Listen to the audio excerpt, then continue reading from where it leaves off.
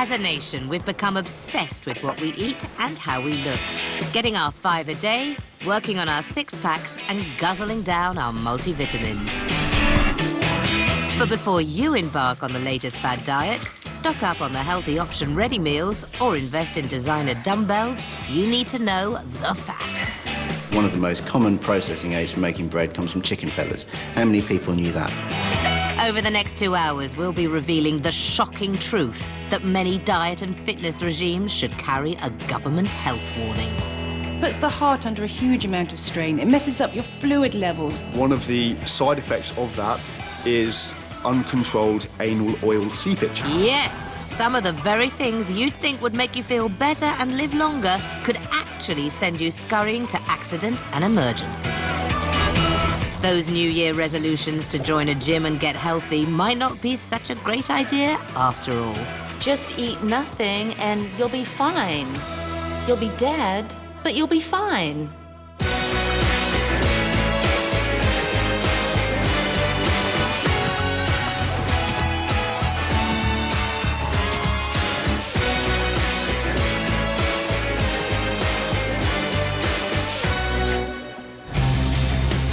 We are in the midst of an obesity epidemic, with 1/4 of UK adults now classed as clinically obese. So it's little wonder that the diet and fitness industry is worth a gobsmacking £6 billion every year. Tonight, we uncover 50 shocking facts that reveal that not all of it is money well spent. Kicking off our countdown, something to get your teeth into. Now here's a shocker. No matter how hard we try to eat a healthy diet, these days we are all eating more organic protein than we thought. In a normal food supply, we're going to have contaminants. You cannot keep bugs out of stuff. They're in everything. And it's not just bugs. Factories that produce foods on a huge scale are probably going to have rodents running around however hard they tried to keep them out. And rodents have hairs and they're probably going to end up in the food. Ugh. And if you're wondering just how many wriggly bits could be ending up on your dinner plate, here's some terrifying stats to chew over. Peanut butter, 145 bugs per jar, or 5 or more rodent hairs. Tomato juice, 10 fly eggs per glass, or 5 fly eggs and 1 maggot. For me personally, I don't have a problem with bugs in my food. Like if I open a lettuce and there's a slug in there, for me that's a good sign because it shows that it's an organic lettuce. It shows that it's naturally grown. Yeah, it might be natural, but given that we're eating an estimated pound of these blighters every year, is it doing us any harm? When you eat something, your food goes into your stomach and you produce a very, very powerful acid called hydrochloric acid, which is designed to kill off bugs, kill off things that are going to be bad for us. It sounds horrendous to know that you might have rat hairs in your food, but it's probably not going to kill you.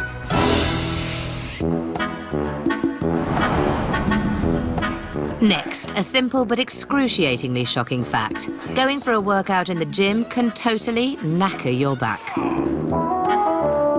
I've seen somebody go to a gym, they bent over forward as part of a sit-up, and then their disc prolapsed centrally, and they couldn't move. They woke up in accident emergency at the end of that. Very severe back injury. With 7.6 million working days lost due to back pain every year, we really should think twice about becoming a gym bunny. You do need to look after your back a hell of a lot, actually. Last year I had a disc bulge in my back, which was basically just one of the discs in my lower back pressing on sort of like a nerve, which made it quite difficult to walk for a while. Disc bulge, oh, sounds painful. But I'm not sure I understand what that is. Am I being a bit of a donut? So if you think of a spinal disc as a donut, right? Now, you squeeze in the donut by bending forward, okay? So you squeeze in, and that happens every day. And see what happens here? Can you see that jam coming out? That happens, and that is your jam, basically, coming out. And this is when you get into trouble. The worst thing that can happen if they do have a disc injury, somebody can lose all sensation in their legs, they can lose control of their bladder, they can lose control of their bowel, and they can have severe urinary retention. If that happens, they're a medical emergency. Oh dear. Next, they say man cannot live on bread alone. Well, our next shocking fact is that no matter how healthy you think your wholemeal, wheat germ or bloomer might be, should we be eating bread at all? It's a very good question, because actually it's very difficult to know. One of the interesting things about bread is that the ingredients declaration required for it is less than it is for other foods. So, for instance, one of the most common processing aids for making bread comes from chicken feathers. How many people knew that? Not many. Clucking hell, chicken feathers? When I was a kid, my mum would buy a sourdough, and 3 days later you could throw it through the window and it would break the pane of glass. Today, a week later, the bread is still soft and it's still in date. And it's like, how can that be? And it's because they pump in a load of additional fat and preservatives. Yes, get this. For thousands of years, bread was a healthy, low-fat food, until supermarket boffins decided to fatten us up by injecting it with fat to prolong its shelf life.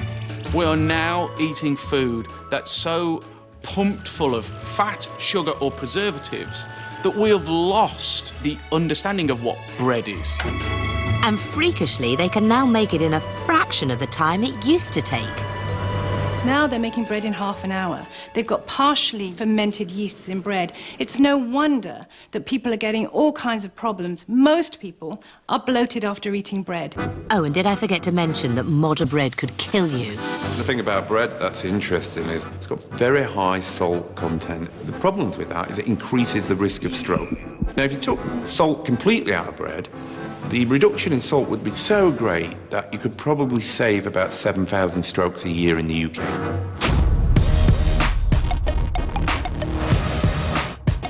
We think of it as a shiny, happy place, full of people positively glowing with health. But be warned, the gym can be a house of horrors.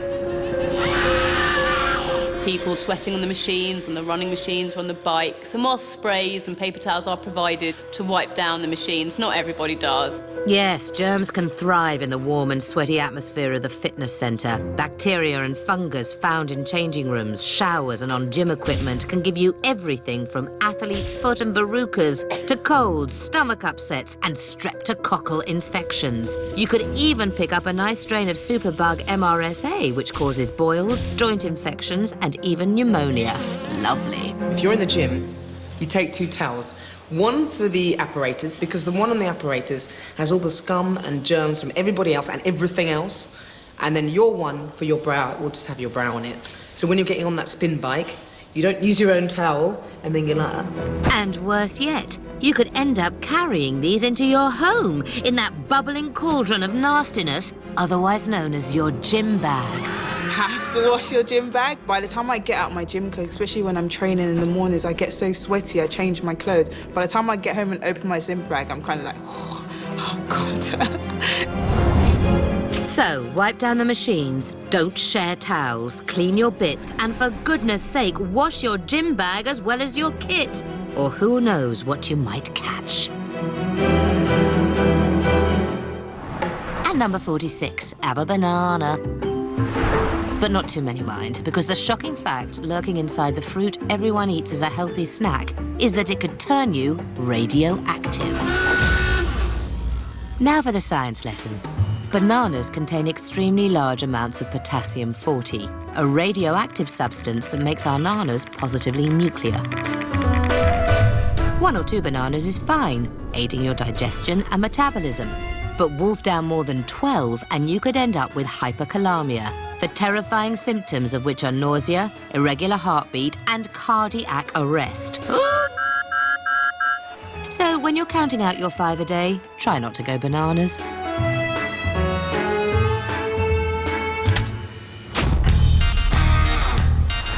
Next, a shocker for all the wannabe Mo Farahs out there. Don't be surprised if your nipples start bleeding. Jogger's nipple is incredibly common. It's irritation of the nipple simply by the frictional, what I call sandpaper in effect, of clothing against the nipple as you run.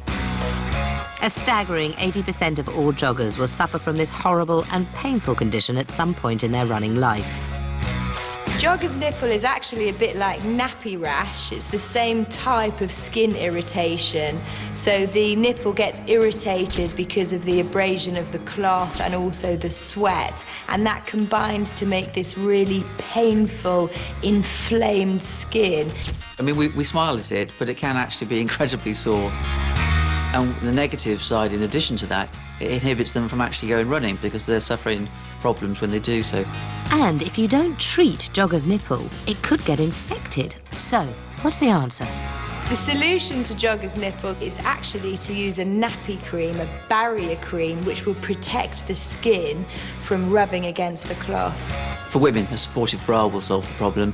For men, just wearing clothing that actually fits properly rather than moving all around with you. So, to avoid crippled nipples, get loose with a nappy cream, or, better still, just stay in bed.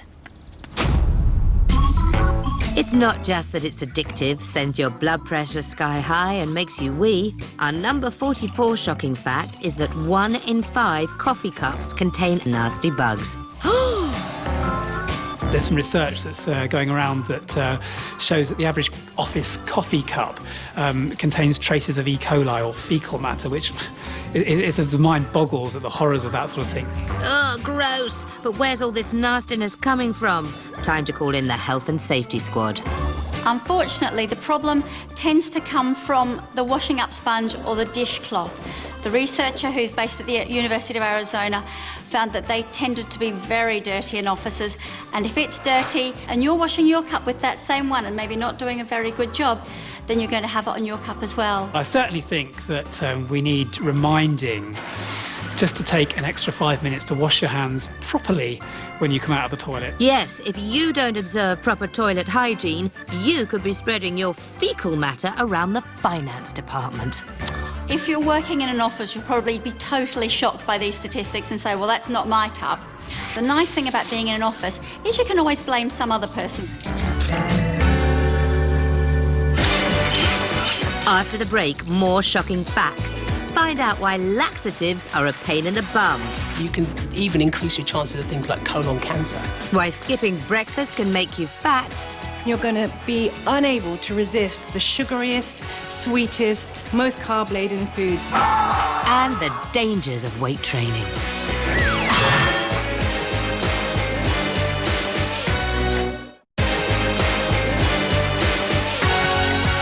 Welcome back to our countdown of diet and exercise shock. At number 43, water, water everywhere. The UK bottled water market is worth a jaw-dropping £1.5 billion a year.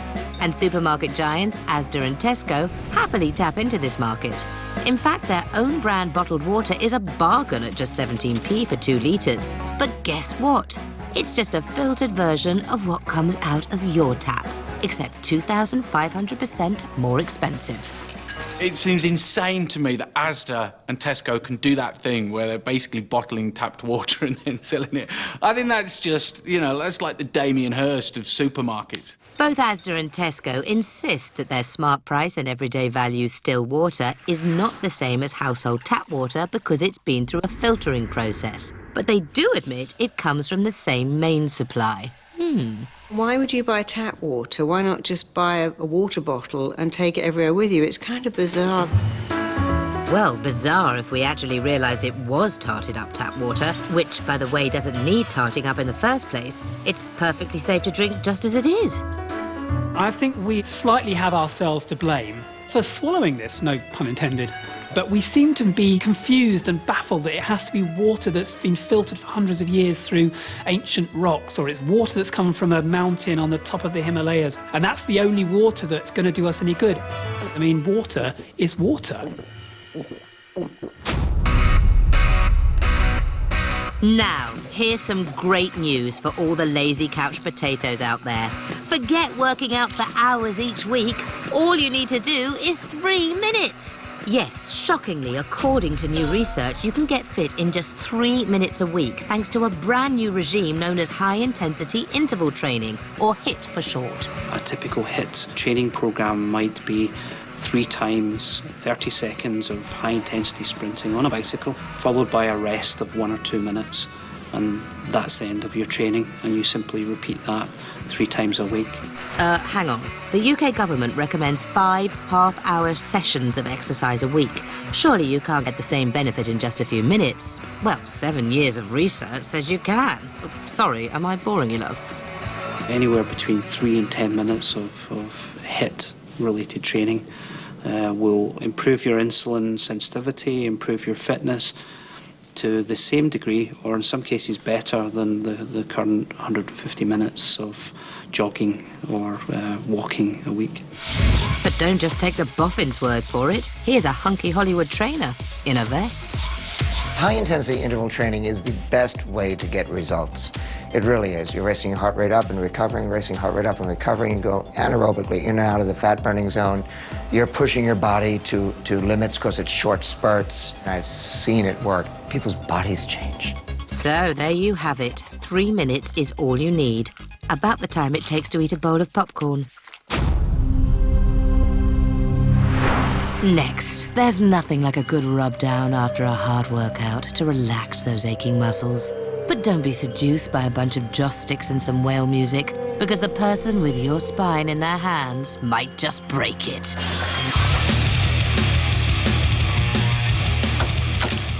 People tend to think massaging is just massaging. Oh, you go to a deep tissue massage, it puts a lot of pressure and just works it. But it actually sometimes causes more damage. I have a form of haemophilia where I'm very, very prone to DVT and also blood clots. If I have a tiny blood clot in any of my limbs and someone's to massage over that part, it could move into my heart, it could move into my brain, it could be fatal. Fatal? OK, that's an extreme case. But in the wrong hands, massage can cause permanent nerve damage, skeletal injuries and paralysis. If soft tissue is damaged, it is very easy to cause further damage to it with incorrect technique or incorrect pressure.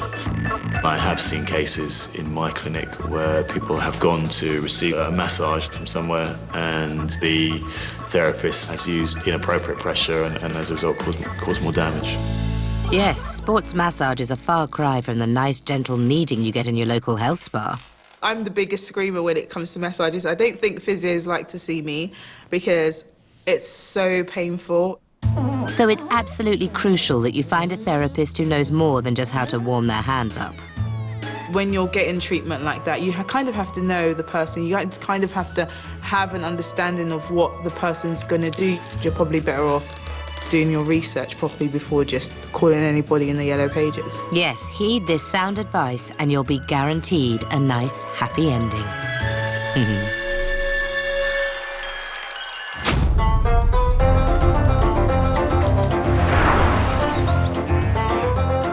Spot the difference. A pot of brilliant white paint and a carton of nice, fresh, healthy skim milk. Actually, they're the same, because the chemical that makes paint white is also added to make skimmed milk white. Without it, it would have a naturally blue colour. And it's not just your milk. Titanium dioxide is found in any number of other things we stick in our gobs, such as toothpaste, sweets, cottage cheese, and even the coating on paracetamol pills. Ooh, it gives me a headache just thinking about it.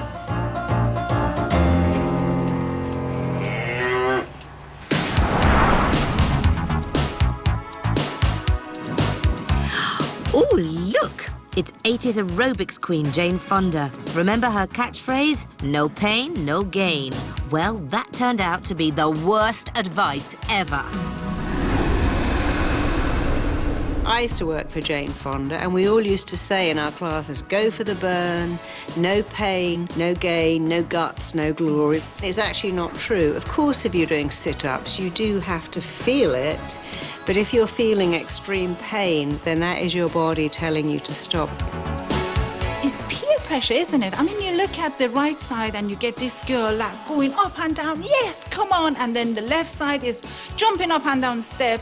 And then you're in the middle. Okay, what am I going to do? I have to look like others. I have to try my best. And you do some things you shouldn't have been doing. Despite being rubbished for 30 years, pushing yourself through the pain barrier is still being touted as the way to get results and to do yourself some lasting damage. As an athlete myself, I was quite obsessive, and I always thought more was better, and it hurts a little bit, but I'll keep training through. Subsequently, I have a knee injury, which ended my athletic career abruptly. Other possible injuries include torn ligaments, stress fractures, and even heart attack. Better to take it easy. Yet shockingly, trainers still repeat this mantra to their clients, pushing them to go hard or go home. Confusingly, it seems not all pain in the gym is equal. Let's ask some fitness experts to clear it up. Good pain, when we're working out, we should feel a rising burning sensation in the muscle that we're working out on. Bad pain, so we've got a lightning bolt shooting through the muscle, maybe a tear, never good. Any pain in the joints, always a no-no. If a client starts to say to me, it's hurting, I say, good hurting, bad hurting. Good hurting, we keep going. Bad hurting, let's check what the problem is. Yeah, it's still hurting though. Probably just indigestion.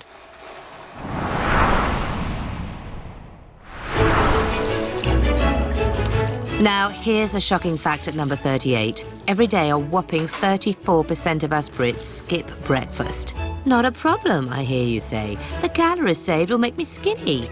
Wrong. Missing breakfast can make you fat. I think a classic thing for people who are trying to diet is to think, well, I'll just skip breakfast. Totally the wrong thing to do. No one that I know as a sports professional would ever skip breakfast. You need to have fuel in your body to go and live the day. It's so important to have breakfast for a number of reasons. The first one is that it sort of kicks off your digestive system, and it kicks off your body. It's kind of like going, right, I'm here, let's get on with it, wake up. And so your digestive system kicks in and it's burning calories early doors. You see, even by shoveling a sausage in your gob, you're actually doing yourself a favour.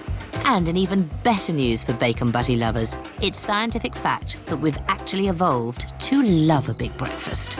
If you don't eat in the morning, by the time you get to sort of 11:30, not only are you starving because your stomach sends a message to your brain and goes, hello, I'm starving. Your blood sugar is going to drop to a critical point. Your brain starts to panic because your brain needs lots of glucose, and you're going to be unable to resist the sugariest, sweetest, most carb-laden foods. They're the ones that are going to feel so satisfying because you put them in, you get that instant hit. So that's why you get to 3 o'clock and you think, oh, I'll have 3 Mars bars because you're chasing the sugar rush. He really knows me.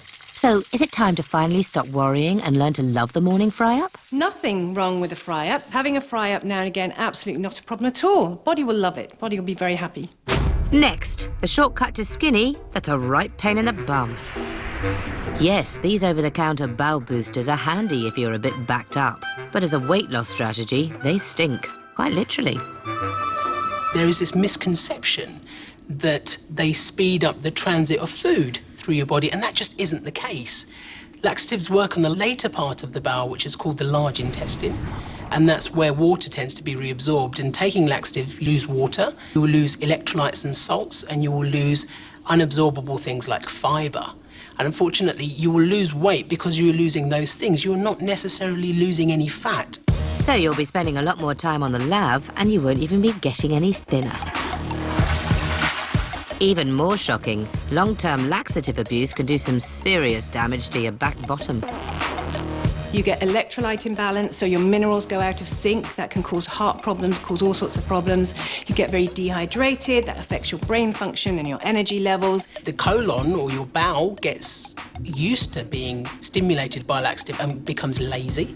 And sometimes you can even increase your chances of things like colon cancer. Yikes. Talking of bottoms, what about colonic irrigation, where enema enthusiasts have 60 litres of water sloshed up their back passages in order to lose weight and banish bloating? Does it actually work, or is it just a load of old crap? It's sold as a detoxification, but there is no value in that type of detox. And actually, getting rid of those friendly bacteria in your gut is a really bad idea. I don't think your bowels were designed to have 60 litres of water flushed through them, and we know that there are risks associated with it. So you can perforate your bowel. It also alters the absorption of certain minerals in the bowel, and that can mean that you have less things like potassium in the blood, and that can cause problems as well. The human body is designed to rid itself of toxins and waste. You don't need to go and have a pipe stuck up your bum to do it for you.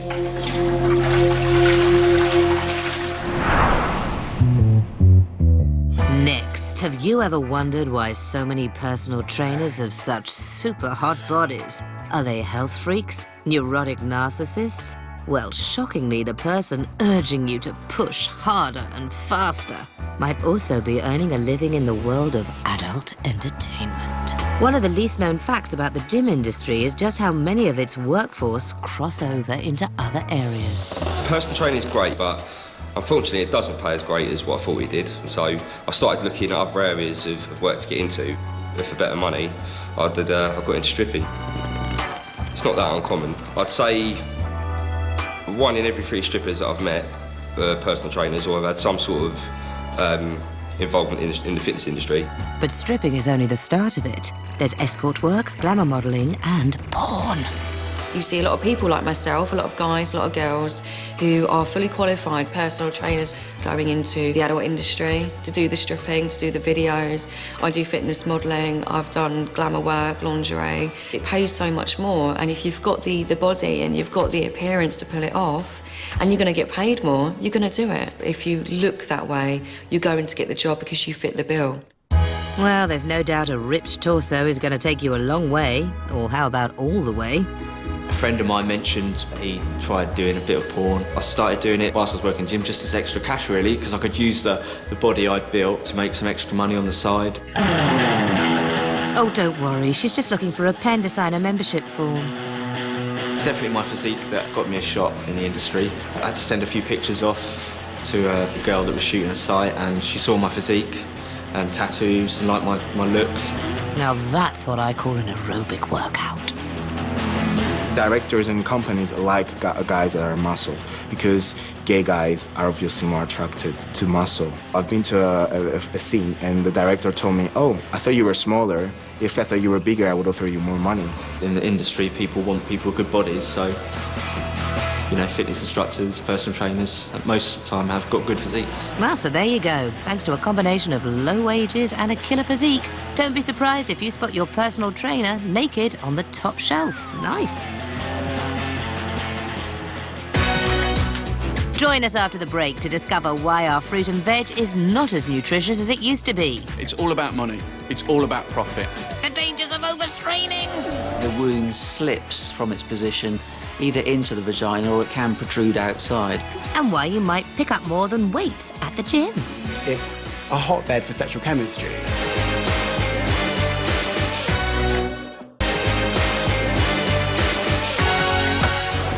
Welcome back to our tasty menu of diet and exercise shockers. At number 35, some serial offenders.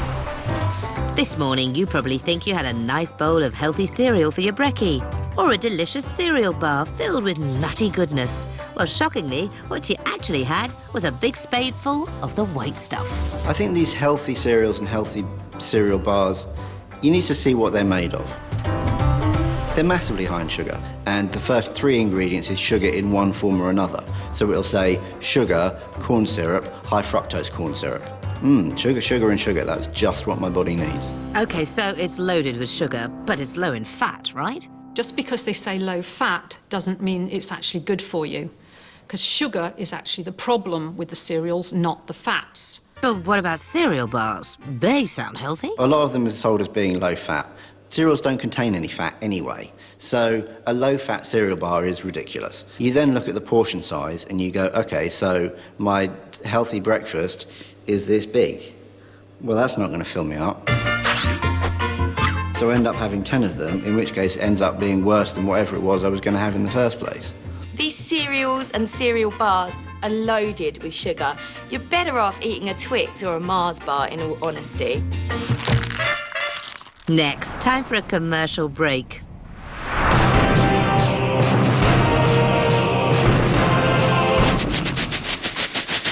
You need a medicated ointment that works as hard as you do. Wear it proudly. Blue Star ointment stops itching fast. 100% satisfaction guaranteed. Wow, stop right there. Jock what? Jock itch. Our next shocking fact is that too much exercise can lead to this. Oh, best see a doctor about that. Jock itch is one of those diagnoses that it's so rewarding to make because the guys generally who've got it are terrified they've picked up an STI. Jock itch is a fungal infection that affects the groins, and often the fungus that's caused it has come from athlete's foot, and the yeast hitches a ride on underwear Yeasts love warm, moist environments. There's little better place in the body than the groins for that. The reason it's called jock itch, so people that do exercise and wear things like jock cups where the moisture and warmth is held in are more likely to get these sorts of infections. They don't just affect men, they can affect women as well. Oh, just one more thing. A friend of mine has a similar problem, and she asked if this ringworm of the groin can be treated. They're quite easily fixed. It's treated with antifungal medication, and, you know, don't be embarrassed about it. Go and see your doctor. It can be easily sorted out. Thanks. Vitamins and supplements, little nuggets of natural goodness that will keep us in tip-top condition and prevent or even cure some of our most deadly diseases. Right? Wrong. There are lots of vitamins and mineral supplements that you can go out to health shops and buy, and people assume that because they're vitamins, they must be good for you. Unfortunately, just because you can buy them over the counter doesn't necessarily mean they're safe or healthy. Yes, we scoff them by the bucket load, but shockingly, research shows that some of these so-called wonder drugs may be doing us more harm than good. There are some vitamins that you take that can become toxic if you consume them at high enough levels. Something like vitamin A is stored in the fat of your body, so you can actually overdose on vitamin A supplementation.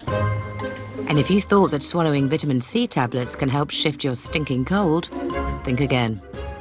High doses of it will actually give you stomach upset and diarrhea, and majority of it you end up weeing out anyway. Still, in Britain alone, people hand over more than £300 million a year to health food shops and supermarkets for these magic pills. But do the people who are taking our money even know what they're flogging? If you went to your GP would look at your medical history. They would recommend certain pills you may need to deal with a particular ailment. When you go into a health food shop, you just talk to a shop assistant and they'll give you bottles of pills, and they've got no medical qualification, they know nothing about your medical history, and you really don't know what you're taking into your body either. And for most of us, it's all just a massive waste of cash anyway. Most health experts will tell you that if you've got a fairly balanced diet, you really don't need to be taking on supplements, especially in the West, where we're not necessarily deficient of the major nutrients we need in our body. Now, something for us fashion victims. The global market for trainers is worth a staggering £10 billion a year.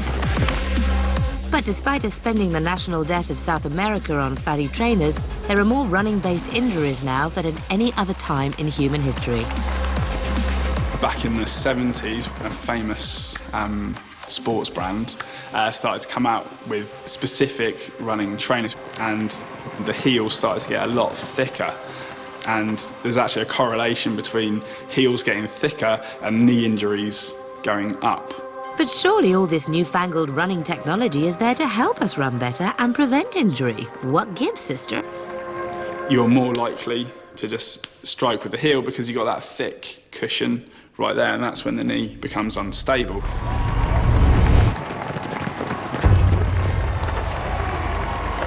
In evolutionary terms, we are made to run on the balls of our feet. So your natural disposition would be to place the ball of your foot first, and then your heel second. Hold on, that sounds like the trendy new running sensation of barefoot running. There's a big fad at the moment for barefoot running, which has actually been shown to reduce injuries. When you're barefoot running, you land on the middle of your foot, and the actual arch of your foot flattens and absorbs naturally the impact. I mean, that's how we were running for thousands and thousands of years before the invention of the cushioned shoe. So, after spending billions on gimmicky trainers with gel support, zigzag sprints or inbuilt wobble boards, now we're being sold the barefoot trainer? Really? The one thing that people have to remember is you can't go straight from running in cushioned shoes for years and years straight to barefoot running. You have to strengthen up your feet because they will be weak. There are many gimmicky running shoes. I tell people sometimes that less is more. That when you buy trainers, that you shouldn't change trainers because of a fad. You should wear trainers which are comfortable for you. Now, here's a shocking idea. These merry ladies and gentlemen may look like they're killing themselves with booze, but actually having a few might be one of the healthiest things you can do to your body. And if you don't believe me, how about this? A recent report in the British Medical Journal showed that drinking can be better for you than being teetotal.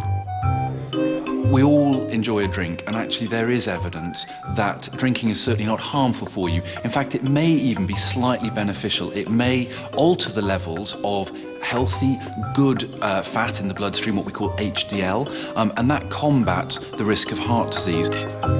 Yes, researchers in Canada found a shocking 25% of reduction in heart disease in moderate drinkers compared with those who had never had a tipple.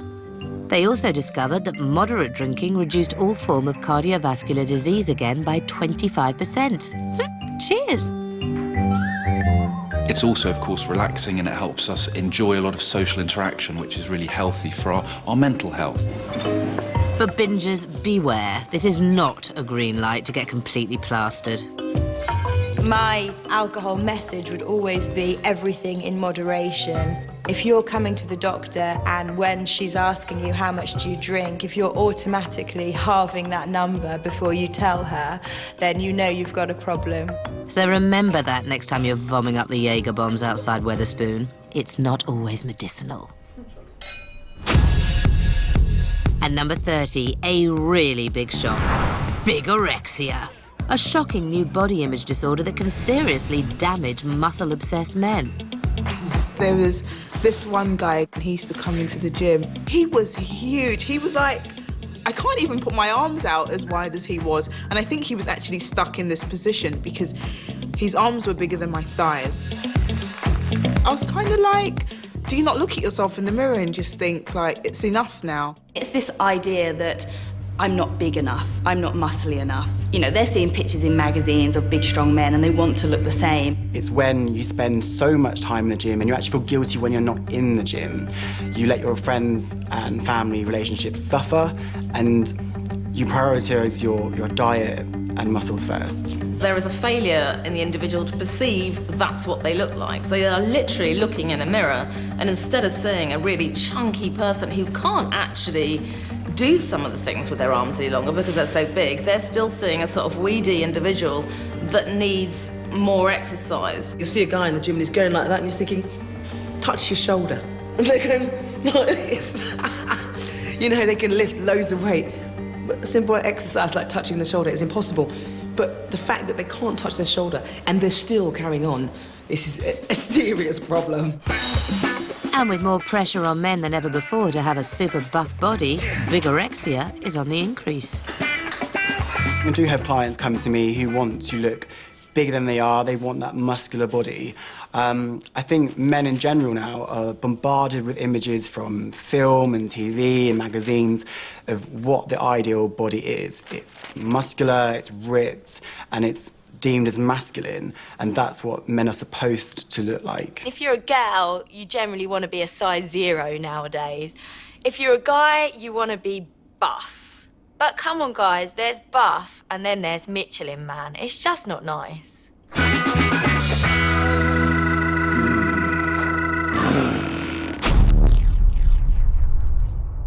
Next, think diet drinks do what they say on the tin? Nope, they just make you fat. If you have an artificial sugar, you're much more likely to eat more, and it makes common sense. Your taste buds pick up sugar, sweetness, tells your brain, hey, there's lots of sugar on the way down, I've just had something really sweet. And this has been shown time and again that people who particularly drink diet sodas end up feeling hungry afterwards and end up eating more, so you're doing yourself a real disservice. And if putting on a few pounds isn't bad enough, diet drinks can also turn us into gibbering insomniacs because they're loaded with caffeine. And that caffeine's going to keep you up all night. And if you've got nothing better to do all night, what are you going to do? Go down, open the fridge and have something to eat? If you really, really want a fizzy drink, have one once a week. But don't live on Diet Coke all day thinking that you're saving yourself calories because your body is still releasing insulin, still treating it as sugar, and you're still going to put on weight. Ultimately, the people drinking these diet drinks are believing that if they drink this, instead of the normal drink, that this is actually better for them.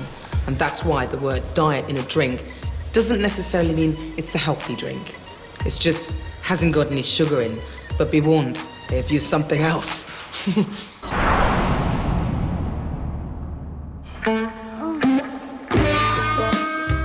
Now, If after what you've seen so far, you're beginning to wonder why all these dangerous things keep happening in the gym, here's a shocking fact that explains it all.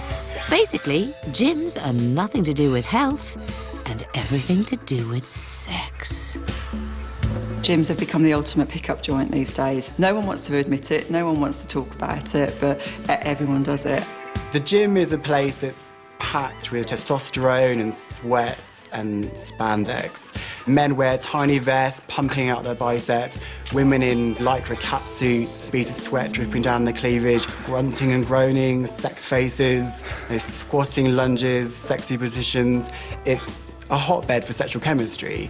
So why wait to go to the bar in the evening when you can test it out on the fitty on the Swiss ball? In the gym, you see the vests and the shorts, you see the legs, you see the abs and the biceps and everything. So, yeah, I think they're very popular as meeting places. I've met a lot of guys that go to gyms just to pull women. You know, they're not really that bothered about training. Gym's been a pick-up joint, I definitely agree. I'm guilty of it myself as well, you know. I've always tried to pick up girls in the gym. It'd be stupid not to. Sadly, not all the ladies are as keen as him. And if there's one thing worse than fending off the Romeo on the rowing machine, it's doing it whilst looking like a sack of spuds in spandex. Tell me about it. You're wearing lycra so every lump and bump is showing. You're not wearing makeup, you're feeling sweaty. I mean, it's just horrendous. But it's not all bad news for you lycra Lotharios. Doctors agree there's nothing better than a thrusting workout to improve our sex drive.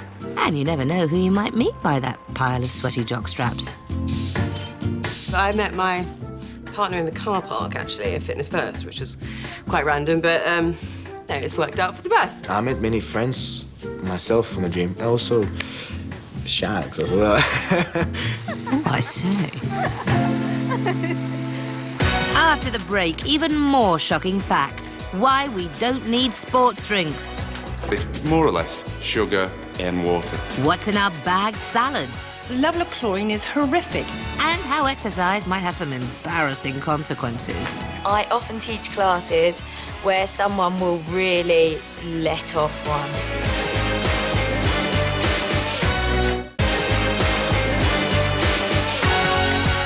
Welcome back to more shocking facts about getting healthy.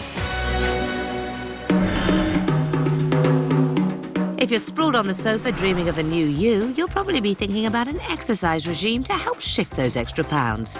But there's something to chew on before you hit the gym. Working out can turn you into an even bigger porker. A lot of people go to the gym with the sole intention of burning calories. They spend hours and hours on the treadmill and they'll say, right, I've burned 300 calories, I can go and have a kebab now. Think again, all that you're doing is putting that food back into your body that you've just slogged away to burn off. Yes, down this dirty doner and you'll have to dance non-stop for 100 minutes to burn it. That pasta you're shoving down your gob, that'll cost you 80 minutes of laps in your local pool. And it takes 60 minutes of gymnastics to burn off just one Mars bar. But surely after all that pumping and jumping, you deserve a little treat, no? I always have a right chuckle to myself when people work out. They'll work out maybe once a week and then think they need to treat themselves at the end of it. There aren't any treats in life. Treats are fundamentally bad for you. What, not even a cheeky mochaccino latte in the obligatory gym cafe? You finish your workout, you might be with friends, and there's a coffee shop in the gym itself that's got these milky beverages. It's a social thing, we've worked out, let's enjoy ourselves. But that enjoyment can come at the cost of all the hard work you've just literally put in. So what's the answer? Is it safer to stay on the sofa? You need to go to the gym, you need to have something healthy, ideally some form of protein and a little bit of natural sugars. And then you just need to have your next meal 3 hours later, and so on and so forth. Little and often, every 3 hours is what I always say to all my clients. Yeah, so that's a no then. Our next shocking fact is just plain embarrassing. If you're about to run a long distance, you are highly likely to follow through. Yeah, it's jogger's trots. Jogger's trots is a really common phenomenon, actually. I've even had people come into my doctor's surgery saying to me they get diarrhea when they're running and they're embarrassed about it and they're really worried something is wrong. The most public example was Paula Radcliffe in the 2005 London Marathon, where poor Paula, who was heading for #1 place, she had to stop by the roadside and relieve herself. There was a lot of speculation that she just went for a wee, but she has come out, she said it was #2, she's blamed a dodgy stomach. Despite her mishap, Paula went on to win the race. But why do runners get the runs? We don't know exactly what causes it, so a couple of theories. One is that as we're running, all the blood goes to our muscles, and actually the blood supply to our bowel is reduced, and that could be causing a problem with absorption. The other suggestion is simply that it's mechanical. All that jogging up and down actually affects the bowels, and that's what causes the diarrhea. Physiologically, it makes sense when you're exercising and the adrenaline is pumping, your bowels do start to work. And that's what happens. And actually, I recommend exercise and running for people who are constipated because it does get your bowels moving. So, if you're planning a long jog, get the right kit. No, not the trainers. You'll need waterproof pants and plenty of loo roll, obviously.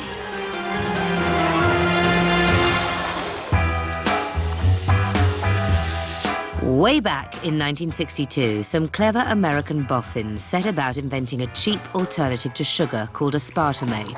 Great news for fizzy pop guzzlers? No. These artificial sweeteners are neurotoxic. They cause damage to your cells, to your brain function.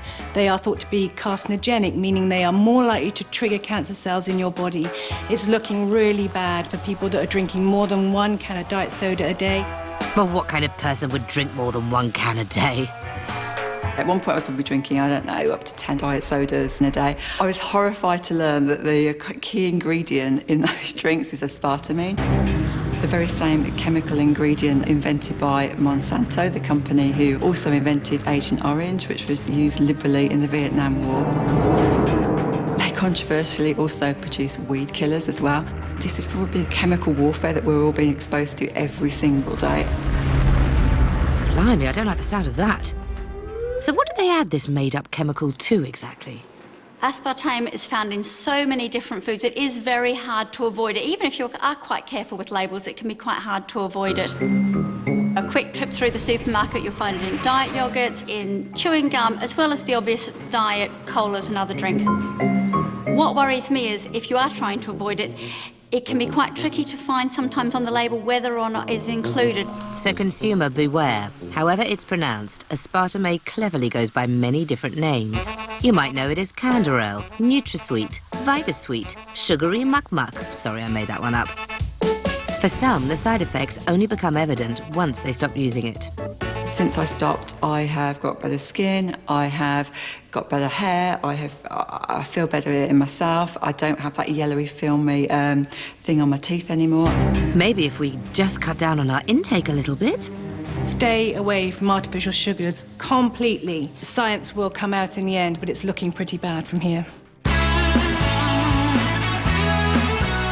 Next, a visit to the weights room, the gym show-off's favourite stomping ground. Get up, get up, get up, get up, get up. Yeah, there it is. Nice.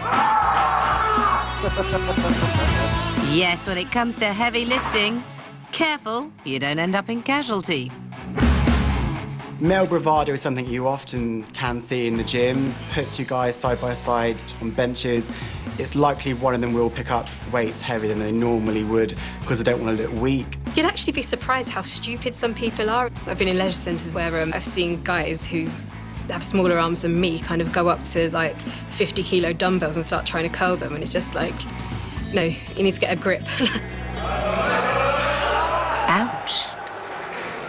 I have seen guys who've taken on too much weight at the gym. They're trying to impress the other people and they've really loaded up that barbell, and then they come into me a day later because they've got really bad back. You can get some very, very nasty injuries. Anyone watching the Olympics would have seen the South Korean weightlifter doing a very heavy snatch, too heavy, dislocated his elbow in seconds. One of the worst things that I ever saw was a weightlifter lifting a weight way beyond the weight that he should have done normally. And what it did was it tore his biceps muscle right the way through. The injury was so major that he ended up going to surgery and had to have the muscle in his arm stitched together. At number 23, the choice is yours. A lovely bit of best butter, courtesy of old Daisy here, or some lovely lethal trans fats mixed up in a tub of margarine. Trans fats are one of the biggest enemies you can eat in your diet, ever. Yes, the shocking fact is that all those low-fat spreads you think are better for you than butter might just kill you. We go for fat spreads with no fat and expect them to be the miracle answer, but what we're forgetting is these are fatty compounds that have had hydrogen pumped into them to make them less calorific and less fatty, but the consequences can be quite dire, and there's a lot of research about trans fats to show that they're quite nasty substances. Most low-fat spreads, particularly margarine, contain what is called trans fatty acids. Other words, they are hydrogenated fats. When they go inside the body doesn't recognize them. It's not able to metabolize them and utilize them. And therefore, they can actually cause what is termed oxidation, which causes free radical damage, potentially carcinogenic. That's terrifying. And just from a bit of marge on my toast? Mind you, it must be quite slimming. Because it's so incredibly toxic, you then make internal fat because your body's wrapping that toxic food in fat. So women who say, you know, I'm a perfect size 10, but here I've got fat legs and a big bum, it's because you have far too many trans fats in your diet. If you have a choice, have olive oil, even butter, but do not have margarine. I mean, no one on the planet will eat it apart from humans, and that in itself should tell you something. You can't even get dogs to eat margarine. They just won't go near it. I don't know why we can't just be sensible about this. It's probably better that you eat a small amount of butter than think, well, actually, I can eat half a tub of margarine because it's got less fat in it. We don't realise that we're pumping ourselves full of these trans fats, which are really coming out as the nasties of the whole food industry. Thinking of searching the internet for a handy diet pill to help shed those pounds? Well, our next shocking fact will hopefully make you think again. Pills can give you up to 10% weight loss, but you're going to still need to put effort in with diet. They don't do everything, and a lot of them work in particular ways like blocking your fat absorption, which means that if you have any fat in your diet, it's going to come straight out the other end in a very unpleasant way. Where's that fat going to go? You guessed it, one of the side effects of that is uncontrolled anal oil seepage. Sorry, did he just say the words uncontrolled anal oil seepage? Uncontrolled anal oil seepage. I thought so. So you're either taking an amount of the drug that's going to have a very little effect on the body anyway, or you're going to be soiling your pants on a regular basis. OK, so if the words uncontrolled anal oil and seepage still haven't dulled your appetite for a diet pill, what about the fact that many of these little devils are basically amphetamine, aka speed, as we say under street? Speed, amphetamines are massively addictive.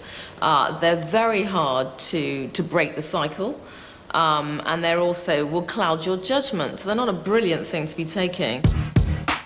These drugs are very, very addictive, can have some very, very harmful side effects, including convulsions, heart attacks, stroke, even death in extreme cases. Really dangerous diet pills are banned in Britain, but are readily available from the international drugstore that is the internet.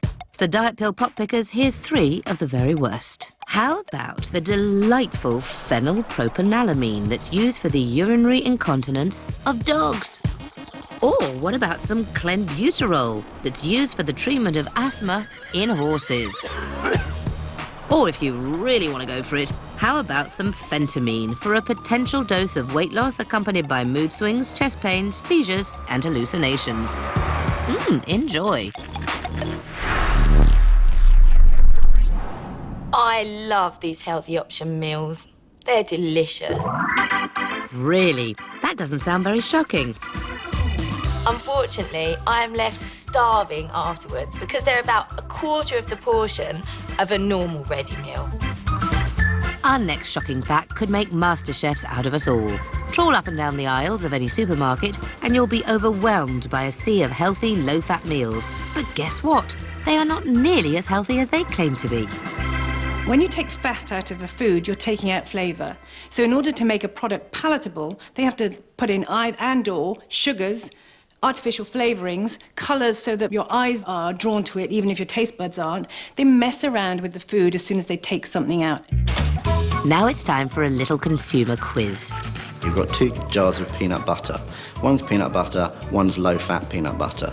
Pick them up and have a look at the ingredients. OK, I'm looking at the ingredients. The ingredients of the peanut butter, you look at the ingredients, it goes, peanuts. I know what peanuts are, fine. You look at the ingredients on the low-fat one, I don't even understand it. It sounds like a chemical experiment. It's fake fat, it's non-food, it's ridiculous. It's just about people knowing what is in the food, looking at the ingredients, looking at what the company is putting in there. Don't be fooled by prefixes such as healthy. Healthy is absolutely meaningless. It means nothing because everybody's healthy is different. Working out with weights can be good for you. It helps build up muscle, strengthen bones and lose fat. But pushing yourself too far can be a disaster for your back and front bottoms. Anybody that strains excessively, for instance, during heavy lifting or, hardcore exercise, is at the risk of prolapsing something. So if you're a guy, you may cause rectal prolapse, or if you're a girl, you may cause a vaginal or rectal prolapse. Ooh, sounds nasty. But what is it exactly? Well, a prolapse of the womb is essentially when the womb slips from its position either into the vagina or it can protrude outside. Why does that happen? Well, we've all got pelvic floor muscles. If these muscles become weakened through childbirth, lots of coughing, lifting heavy weights, then that allows the womb to slip down. And likewise, you can get equivalent prolapse with the rectum. A lot of times it happens in squats. People want to build big legs or they want to, achieve a certain muscularity. They think they'll pile on the weights. And these are the problems that prolapse happens when a lot of straining goes into things. It happens a lot, and people need to realize that these are part of the dangers in the gym that you need to realize. You need to know what you're doing before you go in. Just look what happened to this poor fellow, a champion weightlifter with a textbook example of what can happen to your colon when you lift too much and strain too hard. The picture's too disturbing to show in all its glory, but take it from me, you really don't want this to happen to your leotard. So what can we do to keep our nether regions in good nick? Apparently, it's all down to a strong pelvic floor. The way to practice doing pelvic floor muscles are, think about you're doing a wee, you squeeze the muscles to stop doing a wee. Those are the muscles you should be doing. So do 5 of those, 6 or 7 times a day. In fact, just while talking, I've done half a dozen of them. Well, you'd never know. Don't run away, because after the break, we ramp up the shock.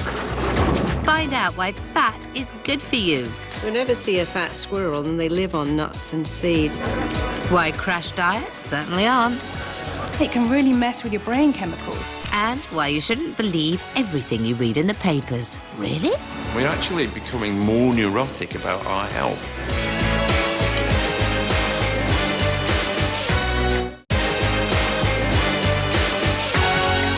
Welcome back to more shocking revelations about diet and exercise. At number 19, a fact about fat. Fat, let's talk about fat. People don't understand about diets. Fat is so good for human beings. Really? That's great news for us salad dodgers. Fat is good for you. In fact, for a healthy, balanced diet, fat should take up a massive 33% of our daily intake. But let's get a doctor's take on this before I start on my chicken and mushroom pie.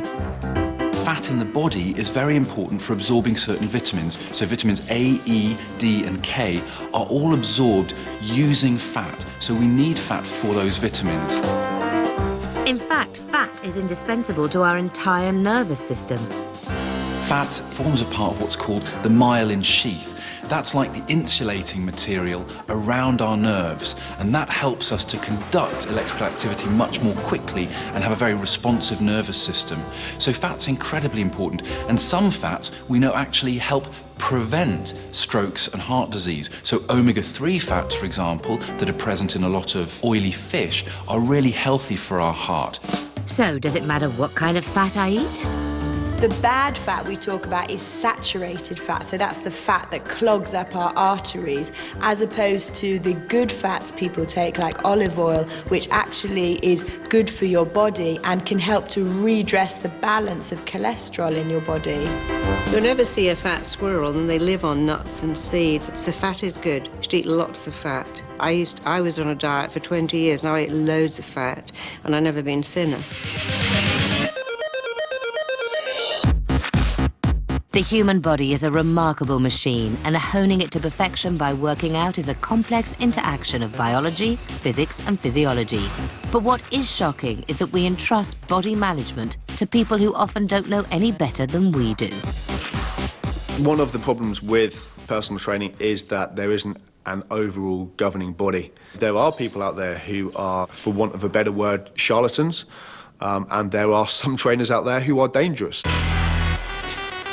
But not only are there thousands of non-registered personal trainers freely roaming the gyms of Britain, unless you ask, you'll never know.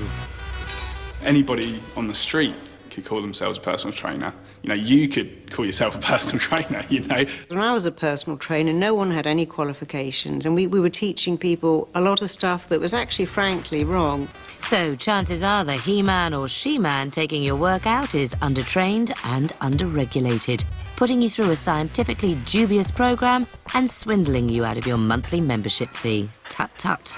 If somebody is telling you that you need to come into the gym 5-6 times a week, work very, very hard with them and train exactly as they're saying, then yes, as far as I'm concerned, that's unrealistic, it's dangerous, and they're just trying to make money out of you. At number 17, a shocking and disgusting fact, wrapped up in a nice scientific-sounding word: biosolids. Ever wondered what happened to your number 2s when you pull the chain? Well, after several intensive filtration processes, they're turned into agricultural fertilizers, and we basically end up eating them. Across the pond, a real stink has been kicked up about this human sludge and the potentially harmful waste products it might contain, such as industrial chemicals and heavy metals, and even disease-inducing microbes from hospital. It's something to treat and handle with caution. There's all kinds of potential chemical, potential microbiological threats that really need to be taken into account. So the next time you're eating a bag of chips or chomping into a nice juicy tomato, you might just be biting off more than you can chew. Ooh. Every weekend, thousands of people take part in charity fun runs and marathons. They raise shed loads of cash. But here's a shocking and sobering fact. Some of them never make it over the finishing line alive. Yes, long-distance running can be fatal. Most of these deaths are caused by heart attacks, often as a result of underlying conditions the runner knows nothing about. This is a really substantial amount of exercise, and we don't know what sort of shape our bodies are in. We don't know whether we've got perhaps some narrowing of the arteries of our heart, for example, and putting it under that sort of strain is going to cause us to have a heart attack or something really serious. Dehydration is something else that can be dangerous. On a hot day, you can lose up to 4 litres of water from all that sweating and panting. But be careful you don't drink too much, because that can kill you too.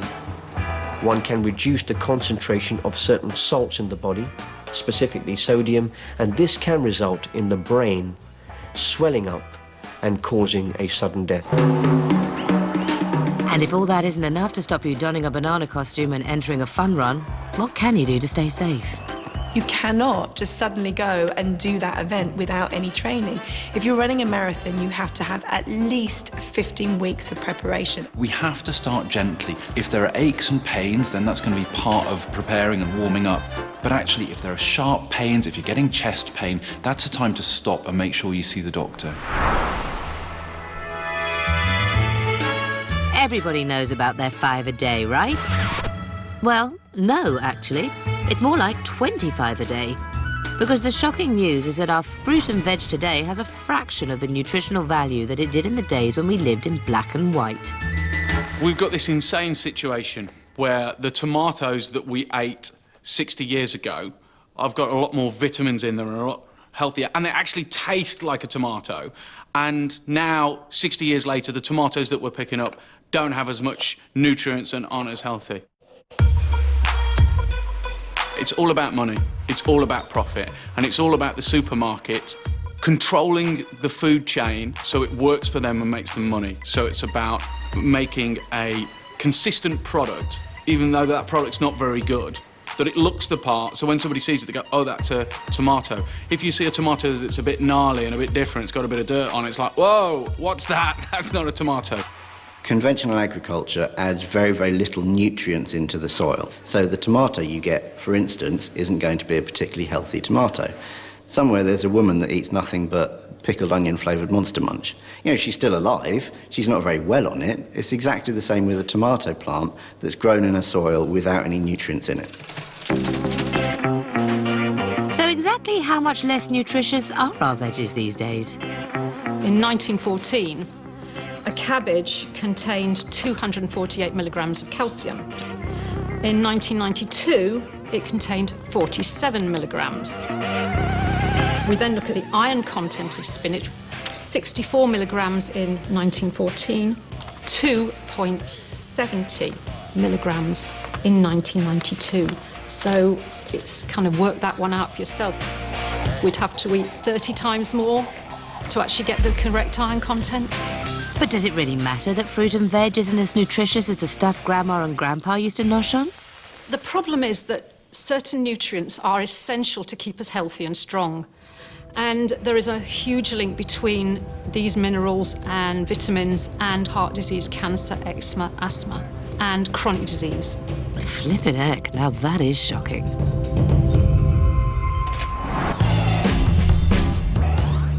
Ladies, beware.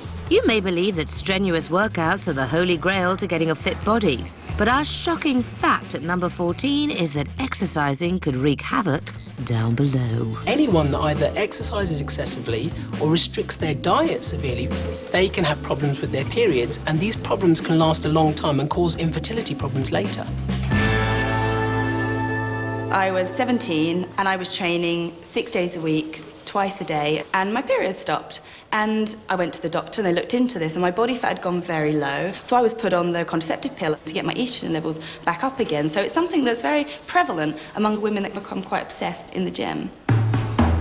It's bad enough that your overworked body could give up on being fertile. But if you are lucky enough to get pregnant, then don't expect to stay a size 0. It's just not healthy. Probably say I do have a bit of pregorexia. I'm too scared to get pregnant because of the idea of how my body's going to change. I personally am trying for a baby at the moment, but I know to the 100 grams how many kilos I weigh. I weigh myself several times a week. I know exactly how much weight one is supposed to put on during pregnancy. When they try and keep as slim as they were before with just a small bump, this goes directly through to the fetus, and so the fetus may suffer a number of problems, including being underweight, being born premature, or possibly miscarried altogether. Yes, attempting to lose weight while you're pregnant can seriously damage your baby's health. You know they're probably still starving themselves and they're pregnant, and I just think, you have an eating disorder, don't pass it on to your baby. You know, cut the kid some slack. Let it have some nutrition, for crying out loud. You can kill yourself on your own time after you give birth. I avoid anything that gives the impression that there's a fix. It seems these days you can slap any elite athlete on something and have some fancy marketing copy and be able to make an absolute mint. Yes, our next shocking fact is that so-called sports drinks are little more than a clever marketing ploy to sell us a load of sexily packaged sugary water. There tends to be an awful lot of sugar, actually. There is a trace of salt, because there's not enough salt for what you really need, because it would taste terrible, actually. So it's more or less sugar and water. Filled with artificial colours, they're often bright blue. I get very concerned at this whole market of sports drinks because it's the word sports that somebody has latched onto and thought, people see sports, they're going to think this is going to make me better at my running or give you more energy. People forget that your body is very good at doing what it was designed to do. But with a global market worth nearly £16 billion a year, surely there's more to it than that. You know, kind of sciencey type stuff, electrolytes, that kind of thing, huh? There's a massive media campaign around sports and energy drinks as being this quick fix for hydration and energy when you do exercise. Unfortunately, the evidence for that just isn't there. Well, there is evidence, but the quality of the evidence is pretty poor. And if you're using them to think you're going to get much better performance, well, actually, you're probably likely not to, unless you're going beyond about 2 hours of exercise. For the average person in the street who does exercise up to 90 minutes, I wouldn't bother. Just take some water. Join us after the break as the shocks continue. Discover why it could be impossible to get fab abs. Some people are just not meant to have a six-pack.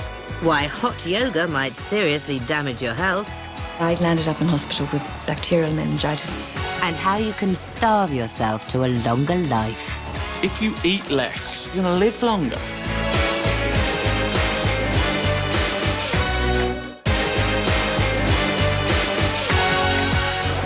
Welcome back to our countdown of health and fitness shockers.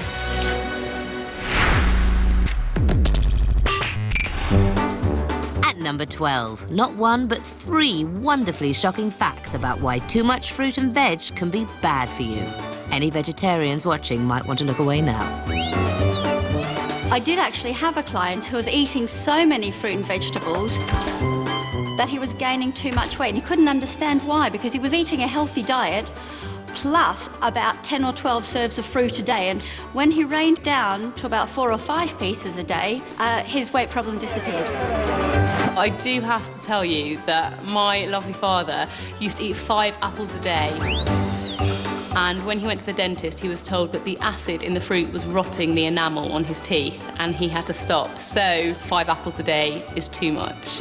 One interesting thing that can happen with people who eat an awful lot of carrots and pumpkins, sweet potatoes, is they can build up quite a lot of carotenes in their system. And people can actually start turning slightly more orange. The skin can get an orange glow from having so many carotenes. I did a carrot juice diet for a little while, and my face turned orange. So, and also the palms of my hands and the soles of my feet. So that wasn't a good look. This might look like a room full of 80s ladies and 1 bearded man getting fit through aerobics, but to the staff of A&E, they are all potential inpatients because they're in serious danger of ripping their muscles in half. Muscle tears can be very, very painful. People turn up to an accident emergency with muscle tears. I've seen people where it's so painful they just can't get out of bed in the morning. And sometimes they can take a long time to get better, causing people to have a lot of time off work. Ironically, it's in the workplace that the problem often starts. The problem with most of us is that we have a lifestyle where we spend ourselves in poor postural positions where we're hunched over, you spend your life at a desk, sitting down. So if you suddenly then go and exercise and expect these muscles that have been shortened to suddenly be able to lengthen and to work in a different way, then you are potentially going to get injured. Muscles that aren't warmed up properly as someone exercises more and more and more and more and more, specifically during aerobics, can then just suddenly tear. Well, that's the problem. But what's the solution? What exactly can we do to avoid a whole world of pain? If everybody did 4 dynamic stretches after a little cardio warm-up, it would make people's experience so much better and reduce that risk of injury. Next, a quick question. Which has more chlorine in it? This fun-packed swimming pool?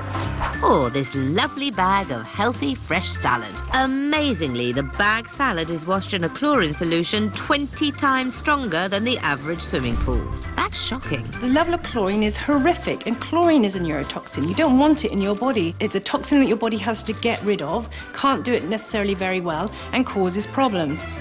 So why on earth do we buy bags of salad rather than nice fresh lettuces in the first place? Wouldn't it be wonderful if we lived in an age where you could buy a lettuce or buy spring onions, buy vegetables, and accept that maybe they turn a bit after a few days?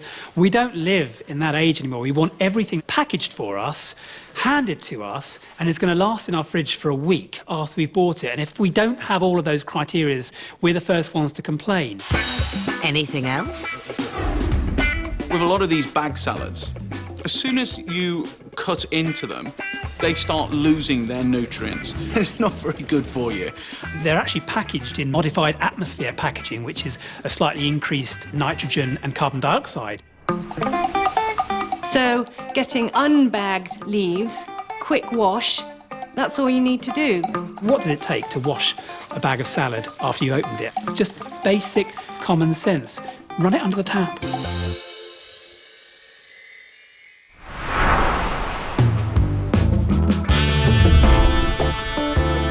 After the Olympics, I got loads of tweets about my abs.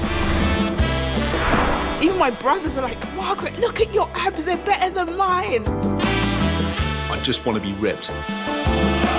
You hear that a lot as a personal trainer. Yes, a set of abs like a chiseled Greek god is the holy grail of modern fitness. But the shocking truth for most mere mortals is a six-pack is impossible to achieve. The six-pack is notoriously difficult. In some way, it's the cherry on the cake of fitness, although cake is probably the last thing you want to be eating if you want a six-pack. The way that it was by the Olympic Games came through thorough hard work. Circuits after circuits, all different kinds of sit-ups, planking. Probably every sit-up under the sun I've tried to do. But sit-ups alone won't necessarily get you a buff belly. People sit and eat a bag of crisps and then get down on the floor and do 1,000 crunches, and they think that that means that they've burnt off the bag of crisps and they're going to develop this amazing six-pack. Well, actually, it doesn't work like that.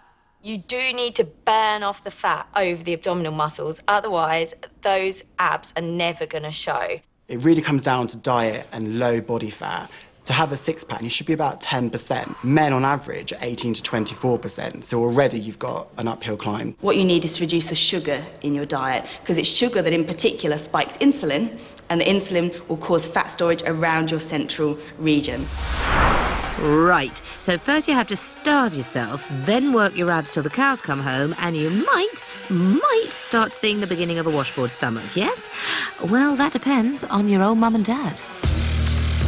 You might be blessed with an 8-pack, you might have a 4-pack, you might have beautiful symmetry, or you might be more crazy paving. Genetically, some people are just not meant to have a six-pack. So, there you have it. For some of us, it's time to admit defeat and accept we'll never be abtastic.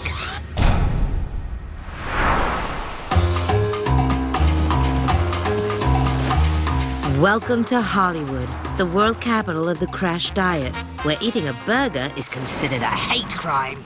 Anytime you're out eating food with a Hollywood person, they're swapping tips on how to starve themselves. I'll be there eating my hamburger or whatever, and then they're there rattling off some crazy diet they're on, some strategy they're doing to make sure that, the food doesn't even stay in their colon for more than 5 minutes, and it's kind of a sick way of thinking. But the real shock is that in a desperate attempt to look like our skinny idols, we run the risk of doing untold damage to our insides. People look in magazines or they see TV shows or they see their movie stars and they're all looking so perfect and pretty and lean. They just see what they see and they want that too. Is there such a thing as going too far for a role? Like Matt Damon found that out when he was starring in Courage Under Fire. His adrenal glands ended up packing it in, and his doctor told him he was lucky that his heart didn't shrink. I think when we see Hollywood stars losing a lot of weight, it's tempting to follow what they're doing or maybe try to drop weight in a very short amount of time, but it's not healthy, and we shouldn't try and do that. Hollywood crash diets are there for a specific purpose, and that's to get an actor to look right for a specific role, and that's why they do them. But you've got to remember that they'll have an army of people helping them to get there. Yes, there's the rub.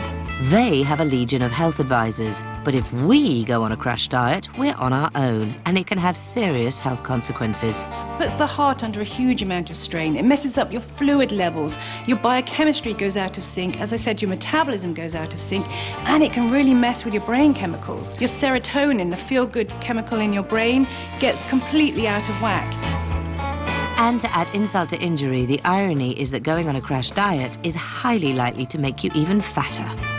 Most people cannot sustain these diets for any period of time. So when they start to eat normally again, that weight comes pouring back on rapidly, and sometimes it will overshoot and you will gain more weight than you had before. Ever wondered why so many people these days are having new hips and knees well before they draw their pension? The shocking answer is simple. Running is totally ruining our joints. I think there's a big concern at the moment that we're getting old before our time because we're over-exercising at an onset of early arthritis. So often people don't appreciate how fragile the human body is. I think runners are the most guilty of this, that they think it's fine to just run. Some people will run and run and run. Sometimes you look at the joints in somebody's back or look at the joints in their knees and ankles, and they look like they're the joints of a 70 or 80-year-old. They've just been working them so hard that they've had 40 years of wear and tear in maybe 2 or 3 years. It does come with the downsides. It can injure any joint. You get a huge amount of pounding when you're running on these joints, and that increases the risk of damage, injury, and wear and tear. You've got that cartilage, you're not going to be able to replace it. It doesn't regenerate, therefore look after it and minimise the stress going through your body. It's not good for you to pound the pavement or pound the gym. You might be thinner, but you'll look a lot older and you'll suffer a lot as you get older too.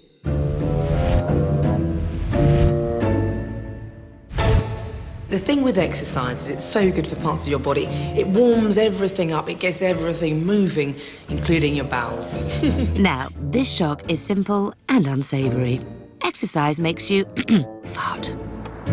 Whether it's running, weightlifting, aerobics, or sit-ups, with all those contracting muscles and increased abdominal pressure, we're talking a Force 8 gale. I often teach classes where someone will really let off one and everybody turns around. Don't let it put you off. Please try and see the humour in it. But do be aware that if you are going to go to classes, you may be letting off 1 or 2 stinkers. And nowhere are you more likely to let loose a trouser cough than in the quiet, zen-like surroundings of a yoga class. In my yoga class, there has been lots of bodily, functional noises. If people do, fart in class, I'm like, well, you're human, it's normal. Better out than in. I do know that occasionally in yoga, I have released a bunny, yes. It's totally quiet, and I found myself engaging certain deep muscles, and there happens to be a slight release of flatulence. What exercise can do is release gases a little bit more easily, and that's not going to be great for anyone you're exercising with, particularly if you're in a group and you're in the downward dog in yoga, for example. Your neighbours are not going to be hugely appreciative. Well, especially if you're not wearing any pants. Join us after the break as we reach the top 5 shocking facts in our countdown. Watch out.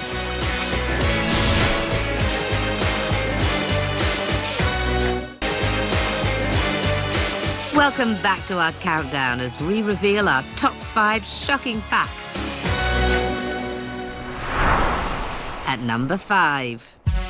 The shocking revelation that all those shiny, state-of-the-art machines we're dazzled by in gyms are just a silly way of making us part with our hard-earned cash. It's great for the gyms because it gives them, a unique selling point to sell a membership, but they don't need that, they need to learn how to exercise.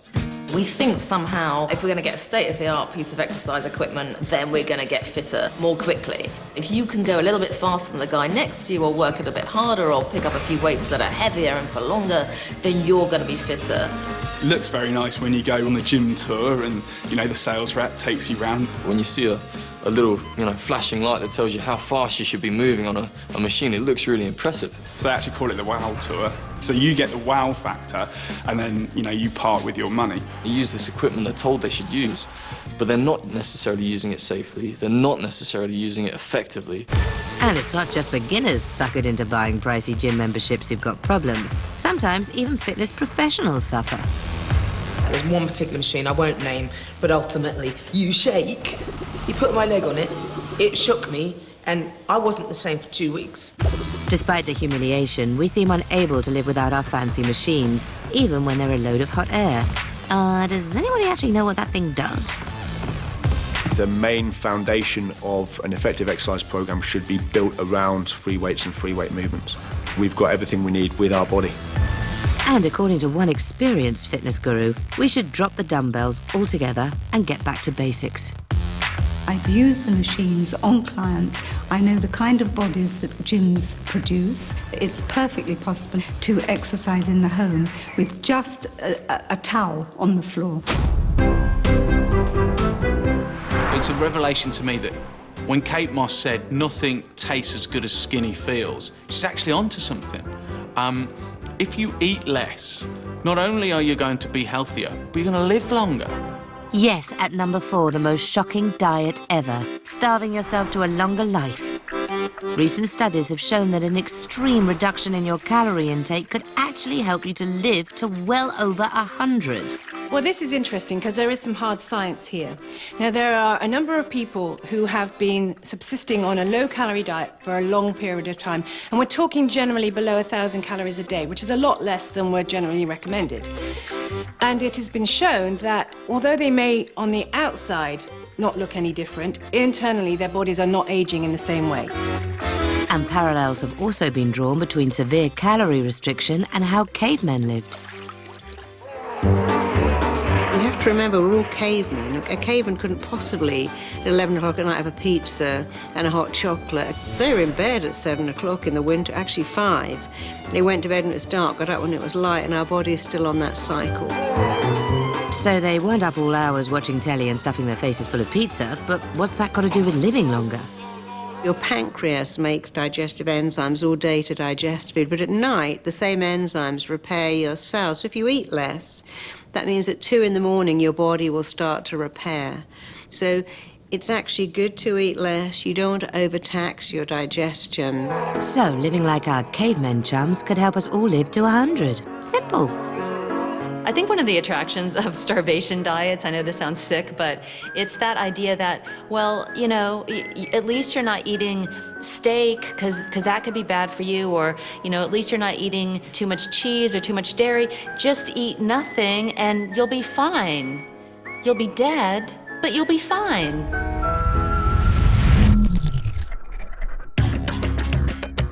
Bikram yoga involves pulling ancient Indian poses in a room heated to 100 degrees. It may be a hot ticket, but our next shocking fact is that it could also seriously damage your health.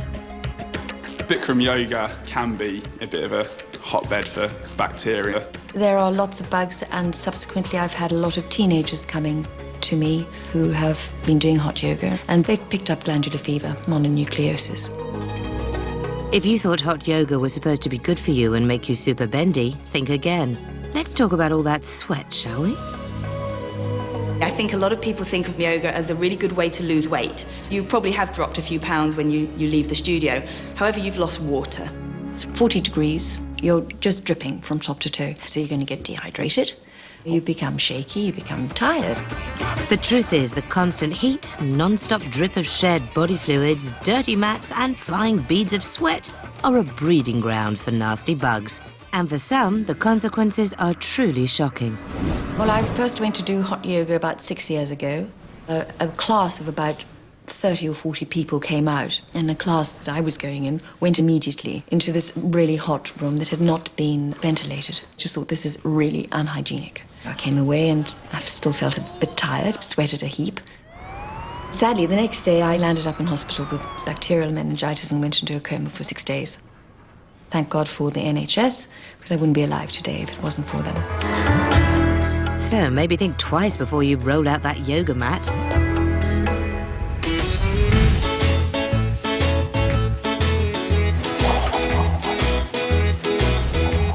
At number 2, a warning. When it comes to your health, don't believe everything you read in the papers, because sometimes they get things shockingly wrong. It's a really great thing that there are lots of health stories out there in the media because it gets people thinking about their bodies and about their health and about their behaviours. Unfortunately, the vast majority of information that's out there is either biased or slanted or not presented accurately. We bombard people with health messages all the time, whether it's come and have your child vaccinated, whether it's come and turn up if you've got a cough for 3 weeks.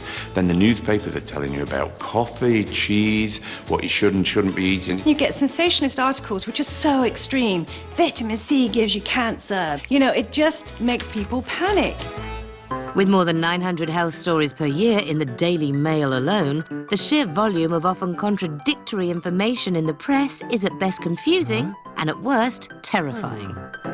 Increasingly, I'm seeing people, in clinics who have been scared by things that they've read in newspapers.